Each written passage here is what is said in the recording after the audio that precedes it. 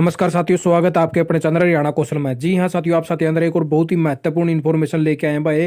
हरियाणा कौशल रोजगार निगम के कर्मचारियों के लिए खुशखबरी आने वाली है। ईपीएफ में भी बढ़ोतरी होगी साथियों, ठीक है। तो पूरी जानकारी देवांगे और इनकी सैलरी का भी रिकॉर्ड बतावांगे। अच्छा भाई, 1 दिसंबर तक भाई पहननी होगी ड्रेस। जी हाँ साथियों, इनके बारे में भी एक इन्फॉर्मेशन निकल के आई है, तो आपकी पूरी जानकारी देवांगे। वीडियो की लास्ट तक जरूर देख लेना।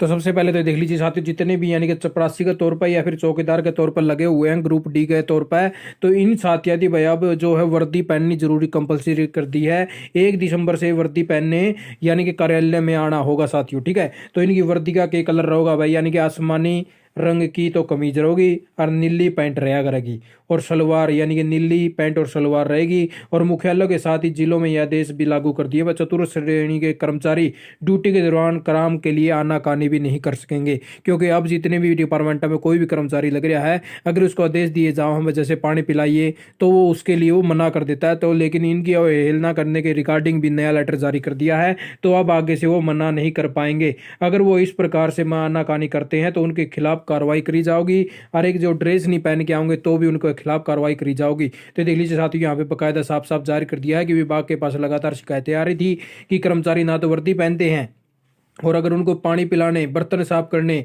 और सेवा नियमों में शामिल अन्य कार्यों को करने से भी साफ मना कर देते हैं। तो ऐसी शिकायतें आने के बावजूद फिर इन्होंने जो अपने चीफ सेक्रेटरी साहब है संजीव कौशल जी, तो इन्होंने लेटर निकाल दिया बकायदा। तो अब इन कर्मचारियों को एक तो वर्दी पहननी होगी और एक कोई भी काम के लिए मना नहीं कर सकेंगे साथियों, ठीक है।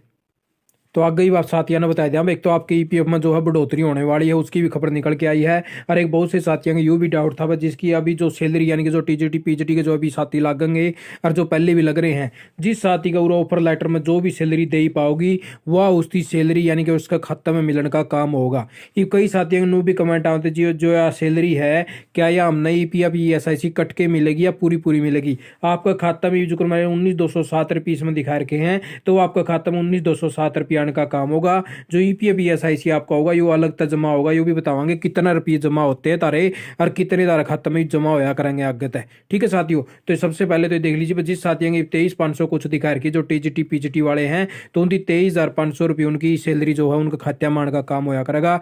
और जो ईपीएफ और जो ईएसआईसी है वो आपने का अलग तक जमा होया करेगा। देख लीजिए साथियों, अब जैसे उस साथी का ऑफर लेटर था तो उसकी 19,207 रुपये थी, तो उसका अकाउंट में 19,207 रुपये सैलरी आने का काम होया साथियों। जैसा कि हम प्रूफ के साथ में हर इन्फॉर्मेशन लेके आते हैं, जैसे कि आपको सभी साथियों को पता चले। 19,207 रुपये देख लीजिए इसके खाते में जमा हुए हैं। फिर आगे अपनी ये सैलरी स्लिप देख लीजिए। जैसा कि एचकरण का पोर्टल पर आप डीडीओ से संपर्क करोगे तो आपने आपकी सैलरी स्लिप मिल जाएगी। तो इस सैलरी स्लिप के अंदर बकायदा इन्होंने लिख दिया है अब 19,207 रुपये तो इसकी नेट पे जो है इनकी यह सैलरी मिला है। लेकिन इसकी टोटल सैलरी जो बेसिक वेजेस रेट के हिसाब से मैं नहीं जाती 21,032 रुपये मना है, क्योंकि इसके अंदर 1,825 रुपये इसके ईपीएफ के और जो इसका एलडब्ल्यूएफ के 25 रुपये कटा है, तो ये एलडब्ल्यूएफ के 25 रुपये हैं साथियों, ठीक है। यानी कि 1,800 रुपये आपका खुद का कंट्रीब्यूशन जमा होगा और 1,800 में तय यानी कि 1,250 रुपये आपकी पेंशन में चले जावा हैं और 550 रुपये आपका जो है डिपार्टमेंट की तरफ तक जमा हुआ है। यानी कि टोटल आपके 3,600 रुपये बन गए साथियों, ठीक है। ईव जोन से ये पीजीटी टीजीटी वाले साथी लागेंगे 23,500 रुपये इनकी मान लो सैलरी है। 23,500 रुपया में इनकी 23,500 रुपये इनकी सैलरी है साथियों। तो उसके अंदर 1,800 रुपये तो इनके ईपीएफ के जमा होंगे।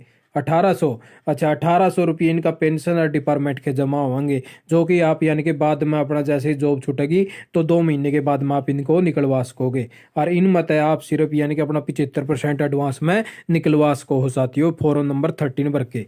तो ये भी इन साथियों की जो है ईपीएफ ईएसआईसी बढ़ने वाला है, तो कितना बढ़ेगा वो भी बतावांगे। तो ये देख लीजिए साथियों, पूरी अब ये है पे तैयारी कर ली है ईपीएफओ ने। अब ये 1 जनवरी से यानी कि जो 2023 में आने वाला है, तो उसके तहत इन्होंने बदलाव करने की तैयारी कर ली है। सेवानिवृत्त पर भी मिलेगा ज्यादा पैसा। जैसे अब जो पेंशन आपकी, वो पेंशन में भी अब कंट्रीब्यूशन ज्यादा होया करेगा। इन्होंने कहा अब 15,000 की सीमा बना रखी थी पहले क्या होता था, कोई भी कर्मचारी हो जिसकी सैलरी ज्यादा हो या कम हो, ठीक है, कम वार्ड दे तो कमे के साथ मिलेगा। लेकिन जो 15,000 से ज्यादा की सैलरी थे उनका सिर्फ 1,800 रुपये ईपीएफ में जमा होया करता। लेकिन अब इसको 15,000 को बढ़ा के 21,000 रुपये करने की तैयारी कर रहे हैं। भाई 21,000 समय सीमा बना दी जाए, क्योंकि अब जब 15,000 का पे 12% निकालेंगे तो 1,800 रुपये बैठे हैं।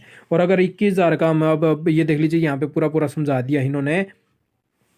अब 15,000 की जो सैलरी है उसको ऊपर 12% कट के 1,800 रुपये जमा हुआ है, जैसा कि आपके होने लग रहे हैं। अगर वेतन की सीमा को बढ़ाकर 21,000 रुपये कर दिया जाए तो इसमें आपके 12% की दर से पीपीएफ का दान जो है वो 2,520 रुपये हो जाएगा साथियों। यानी कि अब आपके जो है 2,520 रुपये तो ये जमा होया करेंगे और 2,520 रुपये आपका जो पेंशन का फंडो है वो जमा होया करेगा। टोटल आपके यानी कि 5,000 रुपये और एक्स्ट्रा बढ़ गए, यानी कि अब 23,500 रुपये सैलरी है और 5,000 रुपये ये, तो 28,000 रुपये आपकी सैलरी हो जाएगी साथियों टोटल। ठीक है, यानी कि 28,000 रुपये आपकी आमदनी हो जाएगी। आपका ये पैसा जो है आप बाद में निकलवा सको हो, लेकिन जो 23,500 रुपये मिलेंगे वो तो आपने यानी कि आपके अकाउंट में आने का काम होगा। तो आपके लिए बस यही इन्फॉर्मेशन लेके आए थे। अब आप साथियों के लिए भी अब ईपीएफ ने जोर लगा दिया है, तो जल्द से जल्द अगर किसी 21,000 रुपये बढ़ा दी जाओगी तो जल्द ही आपका खाता में भी ये इसके हिसाब से सैलरी आने का काम होया करेगा साथियों, जो आपका ईपीएफ ESIC होगा। ठीक है, तो आप साथियों ने वीडियो देखिए, आपका बहुत बहुत धन्यवाद। आपका दिन शुभ हो।